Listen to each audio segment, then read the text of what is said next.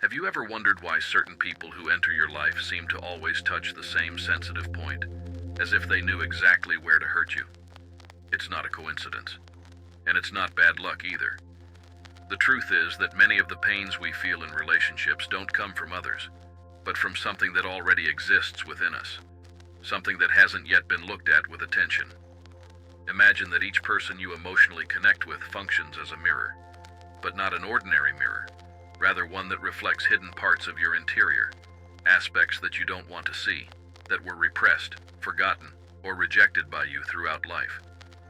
These ignored pieces of our being, which Carl Jung called the shadow, don't simply disappear because we don't want to deal with them. On the contrary, they remain alive, acting silently behind the scenes and manifesting in our choices, especially in relationships. When we form relationships, unconsciously, we seek people who touch these obscure points. At first glance, it seems crazy. Why would someone choose to hurt themselves again? But in reality, there is an unconscious desire for healing behind this attraction. When we project our emotional wounds onto someone, we're trying, without realizing, to find a way out of an internal conflict.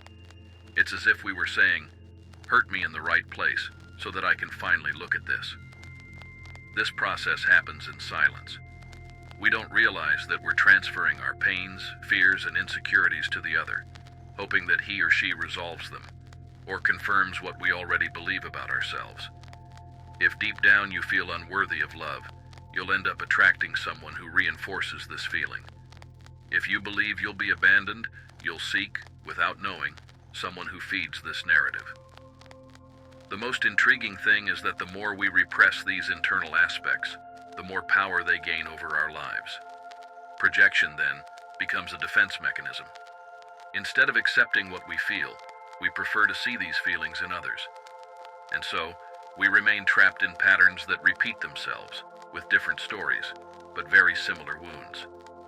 The pain we feel in the present is not, many times, provoked by who is by our side now, but reactivated by them. And this cycle of emotional repetition neither begins nor ends there. It deepens and perpetuates itself as we continue without understanding what we're really seeking in these connections. It's almost inevitable. After a difficult breakup or another disappointment, we promise ourselves that next time will be different. But, without realizing, we end up getting involved with someone who carries the same type of behavior, who activates the same pains, and the cycle begins again. It's as if we were trapped in an invisible script, reliving the same story, with new characters. This doesn't happen by chance. There is an emotional logic behind this repetition, and it usually has deep roots in our first experiences of affection, in childhood. It's during this period that we learn, even without understanding rationally, what love is, what abandonment is, what rejection is, what it is to be seen or ignored. And these first relationships shape our beliefs about ourselves and about what we can expect from others. If a child, for example, grew up with figures of affection who were unstable, critical, or emotionally absent, they may have learned that love comes with pain, with insecurity, or with the constant feeling of not being enough. And as much as, in adult life, this person desires a healthy, welcoming, and stable relationship, there is something inside them that recognizes and feels at home with what is familiar, even if it hurts them. That's why so many of us are attracted, almost magnetically, to people who awaken our traumas instead of healing them. The familiarity of suffering comforts us more than the unknown of genuine love. It's as if something inside us said, "This I know how to handle. I've been here before." These patterns don't repeat because we are weak, or because we have a rotten finger. They repeat because we still can't see the origin of the emptiness we're trying to fill with the other. Each painful relationship is a direct reflection of something that still needs to be healed within us. An unmet need, an unwelcomed lack, an open wound that continues asking for attention. And as long as there is no awareness of this, we continue reacting to our relationships based on these unresolved emotional memories. We become adults trapped in childish dynamics, seeking, without knowing, a reparation that can only happen through self-knowledge. Because when you don't know where your pain comes from, anyone can seem responsible for it. But when you recognize the root, you begin to understand that the true path of healing isn't outside. It begins within. And it's exactly there that the journey begins to change direction. When we decide to stop pointing at the other and start looking inward, we begin to see more clearly the patterns that imprison us, and we also gain power to transform them. But for this, it takes courage to truly know oneself. The awareness that we repeat patterns and attract relationships that reflect our wounds is already a big step. But just seeing this isn't enough. The true turning point begins when we have the willingness to dive into ourselves, not just to intellectually understand our pains, but to feel and elaborate these emotions that, for so long, we avoided facing. Self-knowledge in this context isn't a search for ready-made answers or a superficial self-help exercise. It's a continuous and often uncomfortable process of unearthing parts of ourselves that were dormant, hidden, or denied. It's the moment when we stop asking ourselves, "Why does this always happen to me?" and start investigating what within me is contributing to this repeating itself. This is where you begin to recognize your own needs. You start to realize that what you were seeking so much in the other, acceptance, validation, protection, presence, might be things that you never learned to give to yourself. And when we don't have this inside, when we feel incomplete or lacking in self-love, it's natural that we end up depositing this expectation in the other. But this creates a kind of emotional dependency disguised as love. It's not genuine affection. It's an attempt to fill a void. This constant search for something outside of us leaves us vulnerable. Because while we don't recognize our wounds, we remain blind to them. And what is hidden has much more power than what has already been illuminated by consciousness. When we don't know what we're looking for, anyone who offers us crumbs can seem like a feast. And so we continue attracting exactly what we don't want, thinking it's the best we can have. Self-knowledge returns us to the center. It takes us out of the position of victims of relationships and places us as protagonists of our own emotional story. And this doesn't mean blaming ourselves for mistakes, but taking responsibility for them, with compassion. It means understanding that, although you didn't choose to be hurt in the past, today you can choose not to continue being hurt in the same way. It is a slow process, yes, and often painful, but also liberating.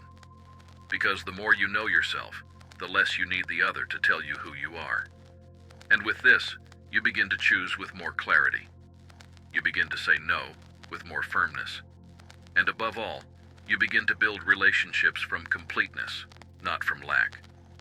And when you begin to position yourself like this, naturally arises the need to take better care of your limits, your decisions, and especially your emotional energy. It's at this point that something fundamental for your healing journey enters. Learning to take responsibility for your effective choices and establish limits that sustain your integrity.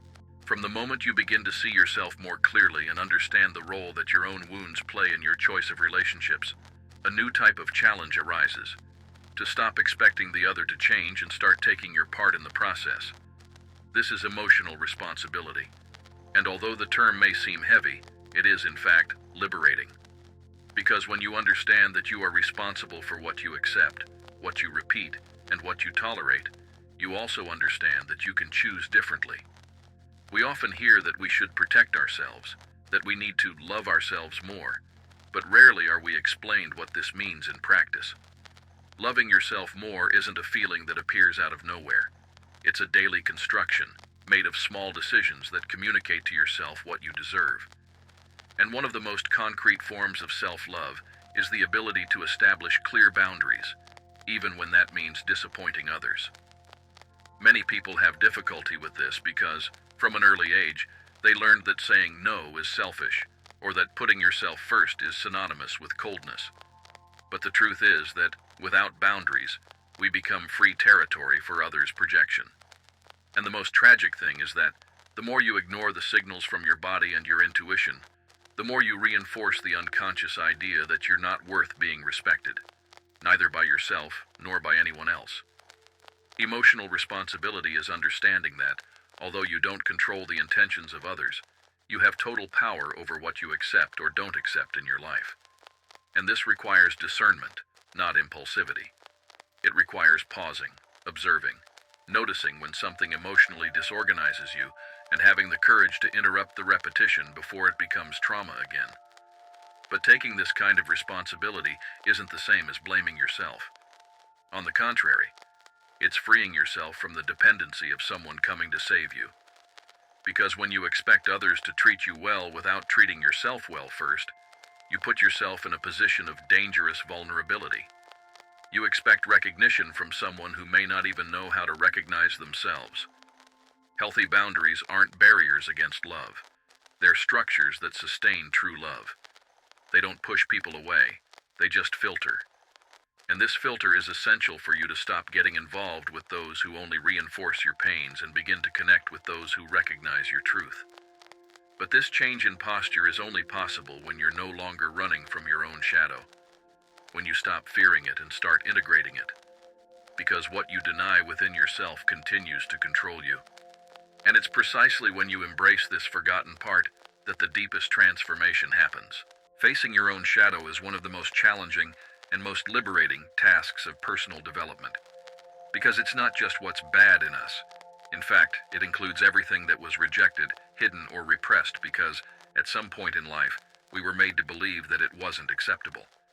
But what was repressed doesn't disappear. It just disguises itself, manifesting between the lines, in exaggerated reactions, in relationships that hurt us, in choices that seem counterintuitive, but that we continue making. The shadow isn't a monster to be eliminated. It's a living part of who we are. And the more we ignore it, the more it finds ways to make itself heard, usually through pain. When you feel anger that you don't know where it comes from, when you sabotage yourself without understanding why, or when you attract people who awaken disproportionate sensations in you, the shadow is active. And, more than punishing you, it's trying to show you something that needs to be seen. Carl Jung said that what you need most is where you least want to look. And that's exactly where real transformation begins. Instead of continuing to point the finger outward, waiting for the other to change, or trying to get rid of the parts that bother you, you begin to become whole when you accept to look directly at everything that dwells within you, including what hurts, what frightens, what you hide even from yourself. Integrating the shadow doesn't mean acting from it, but embracing it as part of your totality. It's ceasing to live divided between what you show and what you hide, and beginning to live in a more authentic, more conscious, more aligned way. And, curiously, it's precisely when you make peace with who you are, with light and shadow, that you begin to attract people who are also whole. People who don't complete you, but who accompany you. Relationships based on presence, not absence. On choice, not necessity. The integrated shadow becomes wisdom. It becomes strength. It becomes a compass. And with this, you stop accepting the minimum, stop repeating destructive patterns, and begin to walk with more firmness. Because deep down, it's not about attracting perfect people. It's about stopping abandoning yourself. It's about building relationships from what is most true in you. And this begins when you decide, with courage, to be whole. If this content made sense to you, if at some point it touched you or helped you see something more clearly, take the opportunity to leave a like. This helps the video reach more people who also need to hear this message. And if you want to continue on this journey of self-knowledge and transformation, subscribe to the channel and activate the bell. There's much more coming.